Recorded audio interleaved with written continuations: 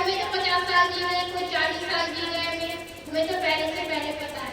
तो अभी तो हमारे पास बहुत समय है, समय किसी के पास नहीं है।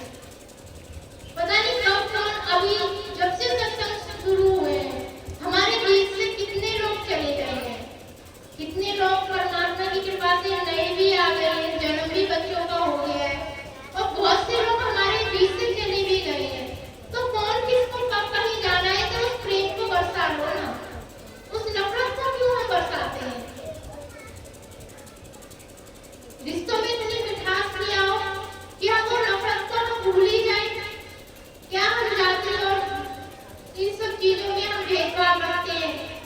तुम्हें तो कल मरना है कि पता नहीं कौन किसके हाथ का पानी रास्ते में जा रही हो, कब तुम्हें मरना पड़े और किसके हाथ का तुम पानी पियो, तो तुम ये सोचोगे कि मैं मर रहा हूँ, मुझे प्यास लग रही है, तो ये पहले इसकी जाति पूछ लूं मैं कि भाई तू बंगिया से मारा कौन है भैया, तुझे पंडित है, मुझे तो पंडित के हाथ का पानी पीना है। कौन है वो, कौन नीच जाति का है? जो हमारे संत रविदास जी है, तो उन्होंने भी क्या कहा है, रेदास जन्म के कारण होते कोई न नीच, नर को नीच करी डारी है ओछे कर्म की कीच। जो हमारे संत रविदास जी हैं, जिनके बारे में हम सब जानते भी हैं, तो उन्होंने भी अपनी वाणी में कहा है कि रेदास जन्म के कारण होते कोई न नीच, नर को नीच करी डारी है ओछे कर्म की कीच। कि जन्म से कोई नीच नहीं होता, कि नीच घर में जन्म ले लिया तो वो नीच हो गया। कि रेदास जन्म के कारण होते कोई न नीच, नर को नीच करी डाली है ओछे कर्म की कीच। कि नीच व्यक्ति कौन होता है? जो गलत कार्य करता है, जो गलत कर्म करता है, वो नीच होता है। चाहे वो ब्राह्मण हो, क्षत्रिय हो, या कोई भी जाति वर्ण का हो, वो नीच कहलाएगा। कि हम उच्च कोटि में हमने जन्म तो ले लिया, परंतु हम क्या कर रहे हैं? नशे का सेवन कर रहे हैं, मांसाहारी जीवन जी रहे हैं, दूसरों को मार करके हम खा रहे हैं, तो हम क्या कर रहे हैं? ये हम गलत कार्य कर रहे हैं। कोई किसी भी नीच जाति का है, वो अच्छी तरह से रह रहा है, किसी को मार के नहीं खा रहा है, शुद्ध शाकाहारी जीवन जी रहा है, तो उससे ऊपर बड़ा कोटि का कौन है? तो सत्संग में कभी भेद नहीं किया जाता है, कौन नीचे कौन ऊंचे।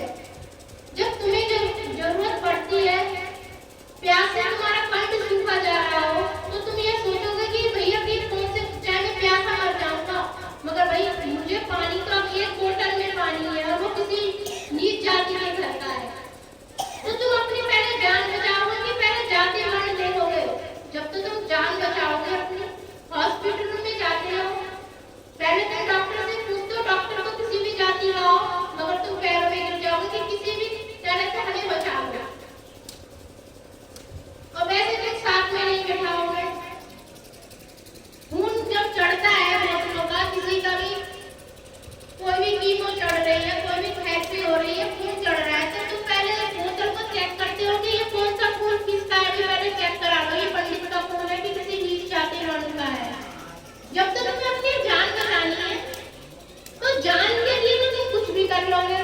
वैसे तुम्हारे अंदर अहंकार है, एक थाली में कैसे खाएंगे, कैसे हम करेंगे, कैसे भेदभाव है ये।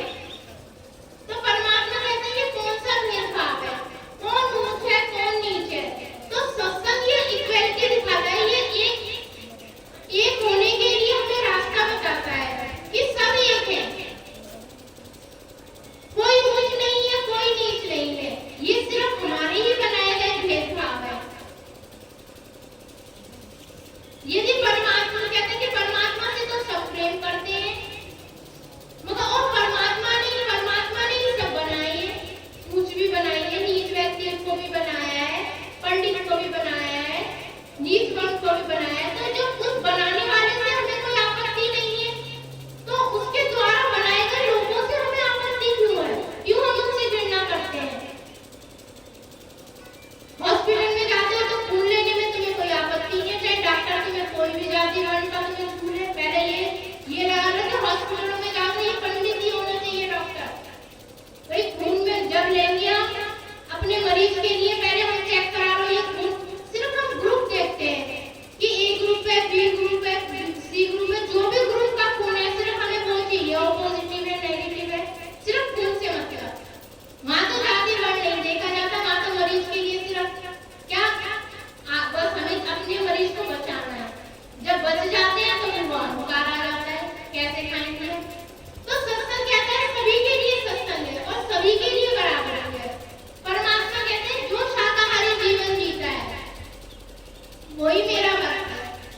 किसी जीव को मार करके खाना वो गलत है। नदी का सेवन करना वो गलत है।